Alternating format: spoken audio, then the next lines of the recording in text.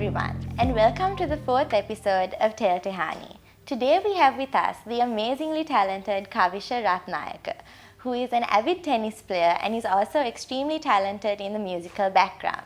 Hi Kavisha. Hi, Tehani. So to begin, tell us a little bit about yourself. So I'm 18 years old. I go to Royal College, currently a student there, in my final year, doing my A-levels next year, and I'm a tennis player. Great, okay.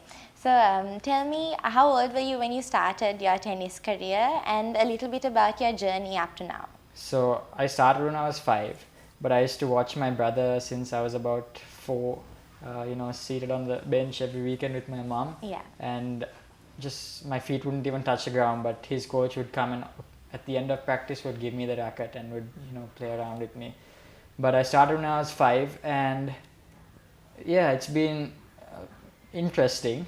I played my first tournament when I was 9. Despite my coach telling me that I wasn't ready, Yeah. I insisted that I wanted to play. I was like, I really want to play, and I got smashed. If that's So you lost? I very badly. Yeah. But I don't know. I just kept going, and when I was 14, I got into the Sri Lanka team to represent the country at the Asian Junior Tour in Qatar, which was, one of the best days ever. First time I got into a national team, and it was a lot more fun than I expected it to be. But yeah, thereafter I got into the Junior Davis Cup team, which is Davis Cup is almost like the World Cup for tennis, and it was happening in Delhi, which is another experience. However, the team did really badly that year. But I got in a second year when I was 16, and the tournament was in Colombo, which was one of the best tournaments I've played. After that, I've captained my college, which was one of the most outstanding experiences I've ever had, and made some amazing friends along the way. So what was it like captaining your tennis team, and especially at a school like Royal College, which is extremely large? What was that experience like for you? The biggest honor for me, honestly. It's been my dream since I was a kid. When I was playing school, my first time I played for school was under 11. Right. And I didn't make it to the under 13 team initially in my very first year, but I kept at it. And what's most special about it was that I captained in a year that we were unbeaten. We had our first unbeaten That's year amazing. after a long time. Thank you. And I did it with my best friends. The guys I started off with were still there at the end, which was really special to me. Yeah, that's amazing. Tell me, like you said, when you started, it's not always about winning. So talk to me a little bit about having that kind of attitude and knowing how to lose gracefully, or how you take it. What do you tell yourself? In my career, I've probably lost more than I've won. Okay. You lose a lot and it can put you down, I guess. But for me, it's more the love of the sport and the love of competing that keeps pushing me, I guess. So that's what you constantly tell yourself and keeps going. That's awesome.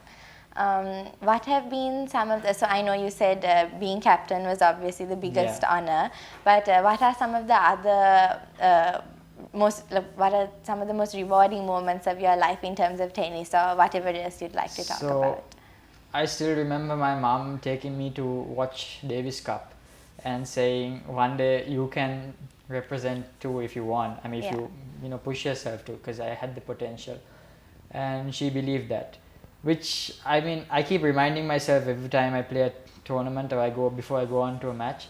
I remember that moment where she told it to me. I don't think she even remembers it, but and so I guess the most rewarding moment was when I got into the Junior Davis Cup team the first time. Right. Because in the selections right through, I was down before I came back, and it was rather special getting in the first time. However, the team didn't do that great. Right. So the second time was more rewarding because it was in Colombo. It was here at home, and we had the home support, and therefore we did much better. We ended up coming fourth in the pre-qualifying, which was, I think, one of the best achievements we had up till then. Right. So it was rewarding, especially almost like, I mean, I guess winning the quarterfinals against Syria when they were ranked really high was special. Other than that, captain, like you said, captaining college was, I mean, it's something I've always wanted to do. It's been a dream, so that was special. But more than that, having an unbeaten season, winning that, we won the overall trophy after 14 years. Oh, wow. And that was really special to me, and I know it was special to my teammates as well, because we really worked hard to that, and it was a team effort. Great.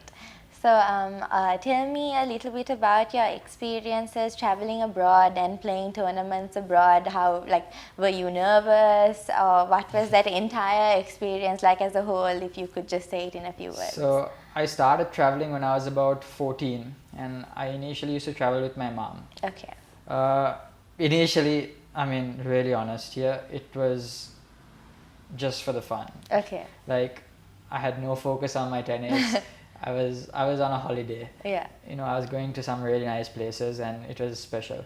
But then I started traveling on my own, and that was a lot more pressure, because you realize when you're there that you have to perform, and you're there for a purpose. Yeah, you're there for a purpose, and you know, every time you call home, they tend to remind you that. Yeah. So I mean, how is it? What did you do? Yeah. So what happened today? Yeah. I mean, so it's interesting. It's given me so many experiences. I've been, it's given me travel experience. I've been stuck in airports without flights delayed, flights grounded. I've met new people. I've had to deal with, you know, I mean, in China, for example, no one could speak English there in where I was.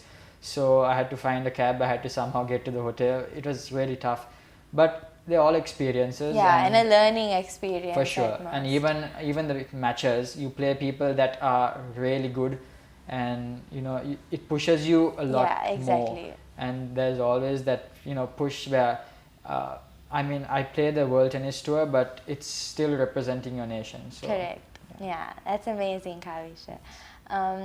Tell me, what are your hobbies? My hobbies, right.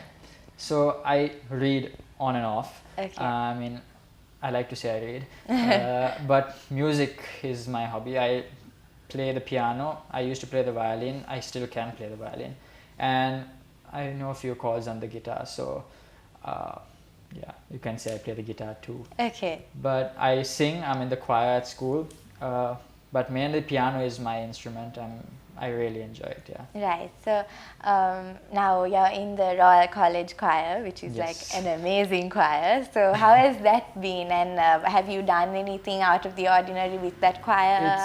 It's been rewarding. It's been it's taught me so much, for sure. I remember joining the choir when I was in grade 6, which I was about 11. Okay. And again, I joined because of my brother. My brother was already there. So your brother is like your inspiration. Yeah, for sure. Sweet.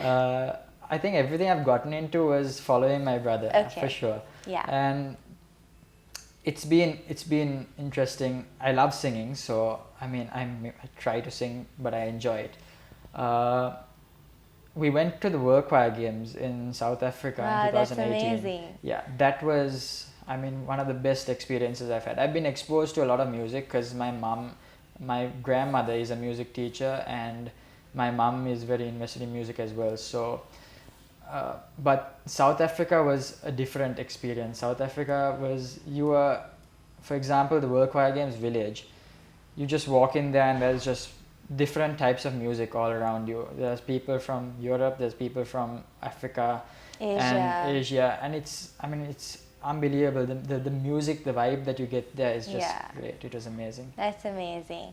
And have there been any other noteworthy achievements or experiences with the choir The choir, I mean, we have Festival of Choirs every year. We recently had Century of Sound, which was celebrating 100 years of music at college.